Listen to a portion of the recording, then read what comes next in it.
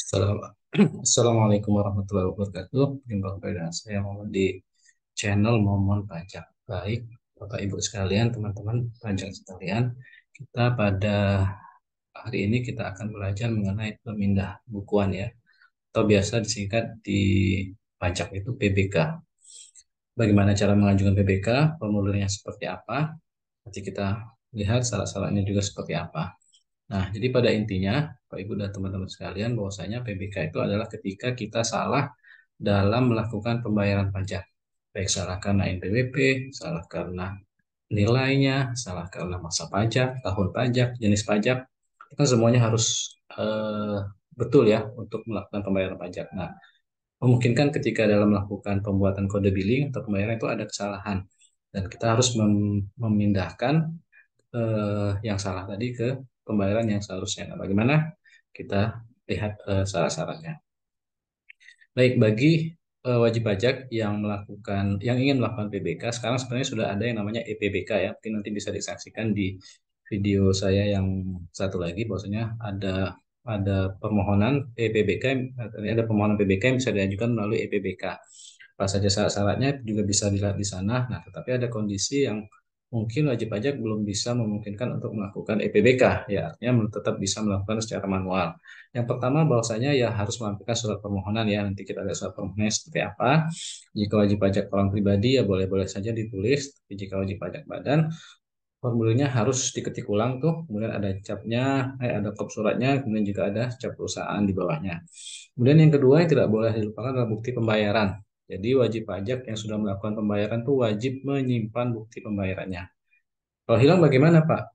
Nah, kalau hilang nih, jadi mungkin suatu saat mungkin sudah lama kejadiannya, ingin mengajukan PBK, bukti bayarnya sudah hilang, coba hubungin KPP ya, hubungin KPP, hubungi AR-nya, mungkin bisa minta semacam bukti yang diterbitkan oleh sistem dari DJP untuk membuktikan bahwa memang itu pembayaran yang ingin kita lakukan pemindahan bukuan.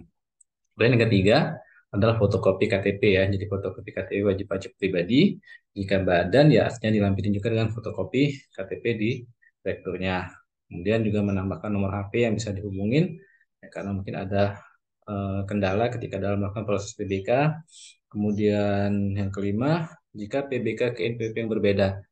Jadi memungkinkan PBK itu diajukan oleh pihak yang bukan tertulis dalam bukti pembayaran itu. Contohnya misalnya apa? Contohnya misalnya instansi pemerintah yang melakukan pemungutan atau pemotongan dan dia melakukan pembayaran atas nama rekanan A misalnya.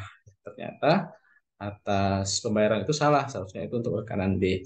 Nah, mau tidak mau ini harus dilampirkan bukti surat pernyataan yang menyatakan bahwa wajib pajak rekanan A tadi itu memang adalah atas namanya dan bersedia untuk dipindahkan ke apa ke rekanan yang lain atau wajib pajak B tadi ya, rekanan B tadi itu contohnya ya, dimungkinkan seperti itu.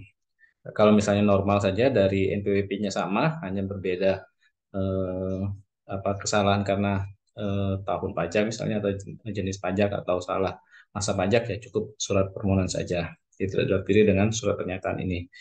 Yang keenam ya sama ya mengisi formulir permohonan. Nah, sekarang kita lihat nih seperti apa formulir permohonannya.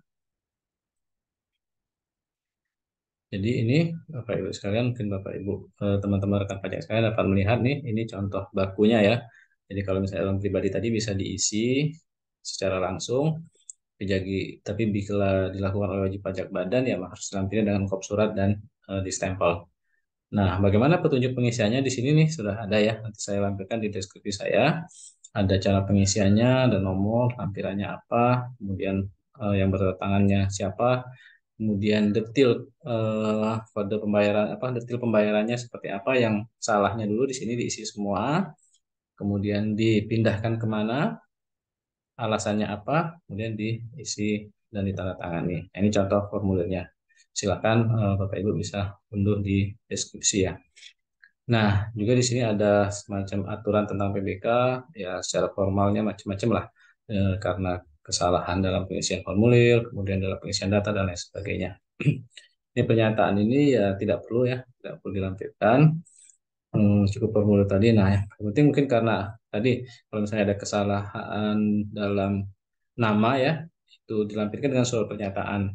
Jadi tadi kalau misalnya kesalahan dalam diajukannya PBK, tapi itu bukan atas nama pribadinya. Jadi dia mengajukan permohonan PBK atas yang sudah dipungut, tapi itu ternyata salah. Ya, artinya tetap harus dilampirkan surat pernyataan yang tertulis namanya di bukti pembayaran itu.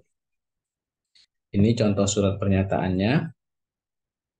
Ya, surat pernyataan yang bertentangan di bawah ini menyatakan bahwa memang SSP itu adalah memang namanya dan dipindahkan ke kemana. Jadi misal saja namanya sama ya, namanya misalnya PTA, di sini juga PTA, tapi misalnya eh, masa pajaknya yang salah, atau nilai pajaknya yang salah, atau kode pajak jenis pajaknya yang salah. Ya, artinya tetap harus dilampirkan surat pernyataan ini yang menyatakan bahwa memang permohonan PBK ini atau bukti pembayaran itu memang benar adalah milik yang sesuai dengan PBK. Sedangkan PBK-nya sendiri diajukan oleh instansi pemerintah tersebut. Seperti itu dan nanti dengan surat pernyataan. Jadi itu saja Bapak Ibu sekalian ya sekilas tentang PBK. Jadi jangan khawatir ketika ada kesalahan dalam pembuatan kode billing melakukan pembayaran, ajukan saja permohonan PBK untuk disesuaikan ke pembayaran yang seharusnya. Demikian, terima kasih. Jangan lupa Bapak Ibu subscribe, like, share, dan komen di channel saya ini. Mudah-mudahan bermanfaat bagi Bapak Ibu sekalian. Saya ucapkan terima kasih. Assalamualaikum warahmatullahi wabarakatuh.